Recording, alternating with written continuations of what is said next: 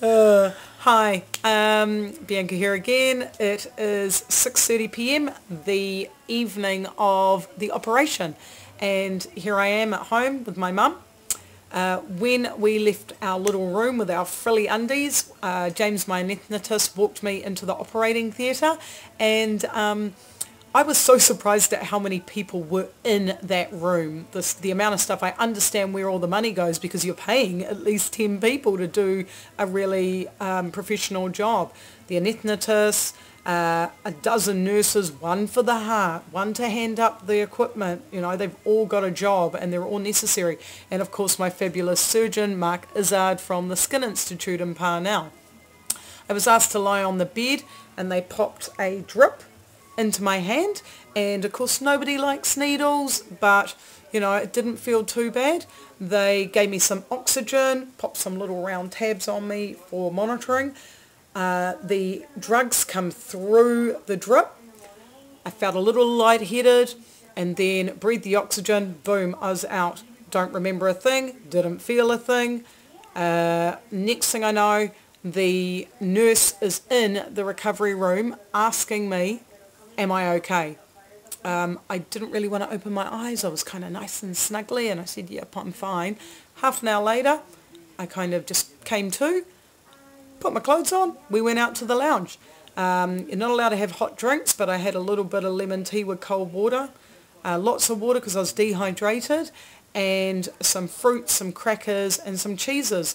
I didn't feel nauseous, but after I ate the food, I wanted to sleep. And you can see in the photograph, the still photograph, in the recovery room when I first woke up, I was quite perky.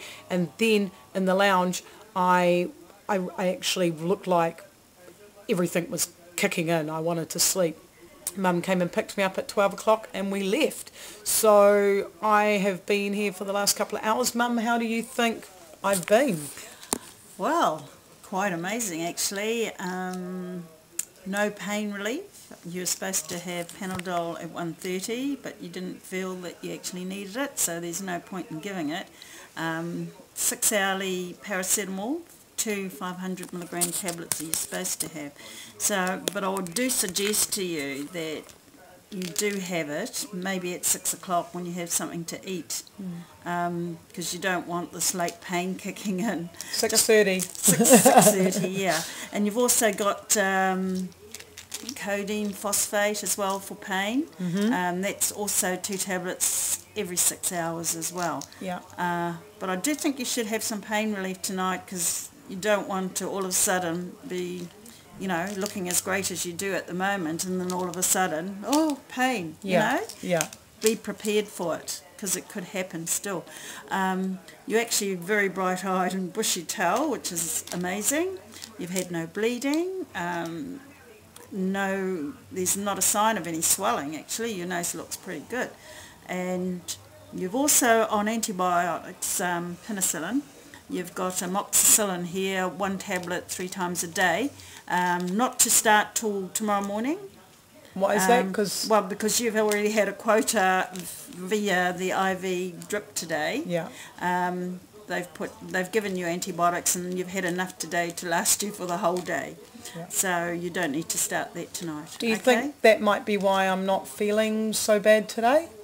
Oh, I don't know. I think you're very strong, you're very healthy, you know, you're fairly clean liver, you exercise regularly, and you're just one of these... Fairly clean. You're just one of these people, I think, that you've got a good constitution, and you rarely ever sick. Yeah. So your recovery rate is very good. Very pleased to see. Call me super recoverer. So on a personal level, I had a chat to Mum about it before. When I broke my nose, it was through an impact. So I was really surprised that I thought the swelling would be, you know, triple what it was. When I first had my broken nose, it was swollen all across here. I had a big black eye, and then once it sort of reduced, the swelling then moves, the black eye then moves over to that eye to balance out the pressure on your nose. From what I can see so far, I haven't got any of that, and I'm really shocked at that. I'm in absolutely no pain at all. That was my big fear, waking up and being in excruciating pain.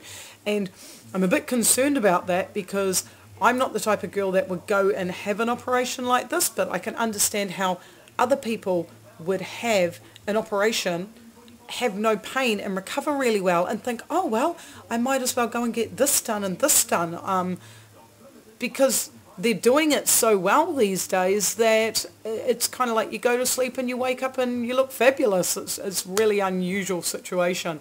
I'm really looking forward to tomorrow. I presume that the swelling is going to be worse, so even though I feel great today, let's see how I feel tomorrow, eh? Okay, have a good evening.